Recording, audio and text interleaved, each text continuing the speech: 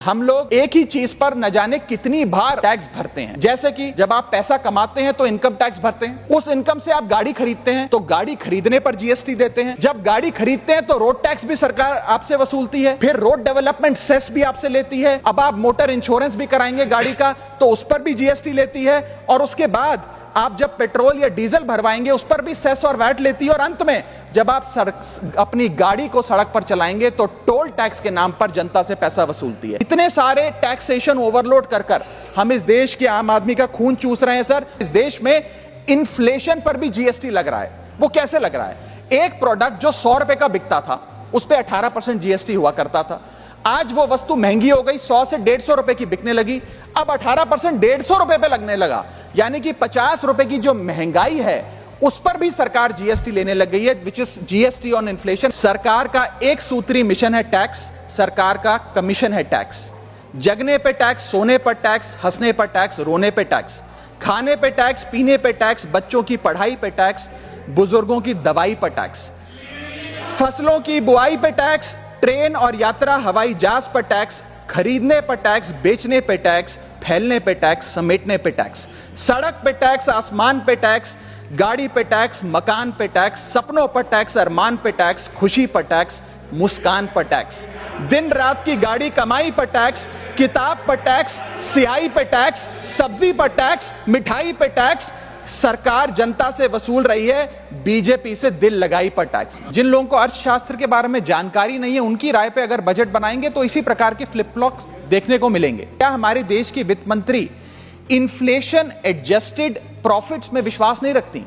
क्या उन्हें इन्फ्लेशन का ज्ञान नहीं है? क्या वो जानती नहीं कि इस देश में महंगाई एक प्लेग की तरह फैलती जा रही है? Don't take middle class retail investor for granted. हमें कैसे फाइनेंशियल इंक्लूजन इस देश में बढ़ानी है उस दिशा में काम करना चाहिए, ना कि कैसे हम इस देश में इन्वेस्टर्स, हाउस होल्ड इन्वेस्टमेंट्स और रिटेल इन्वेस्टमेंट्स को कम करें, उस सिलसिले में हम काम करें। मेरा दूसरा भाग आज के वक्तव्य का है जीएसटी पर। पहले तो मैं सरकार के मंत्री नितिन गडकरी जी का जो एक चिट्ठी सामने आई, उन्होंने अपनी सरकार के वित्त मंत्री को चिट्ठी लिखते हुए कहा कि लाइफ इंश्योरेंस और हेल्थ इंश्योरेंस पर जो 18% जीएसटी लगाया उसे वापस लिया जाए।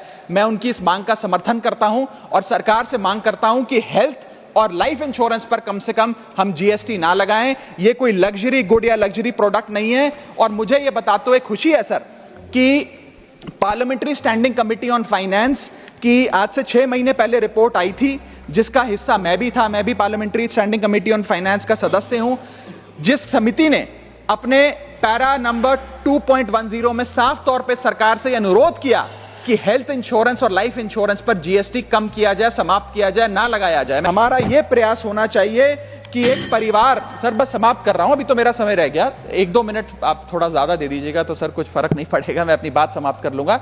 हेल्थ इंश्योरेंस पे और लाइफ इंश्योरेंस पर हमें टैक्स समाप्त करके लोगों को इंसेंटिवाइज करना चाहिए कि ज्यादा से ज्यादा परिवार भारत के हेल्थ इंश्योरेंस के कवर में आए, लाइफ इंश्योरेंस के कवर में आए।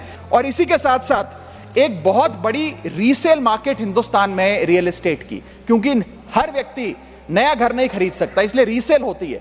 रीसेल मार्केट में भारी गिरावट देखी जा रही है।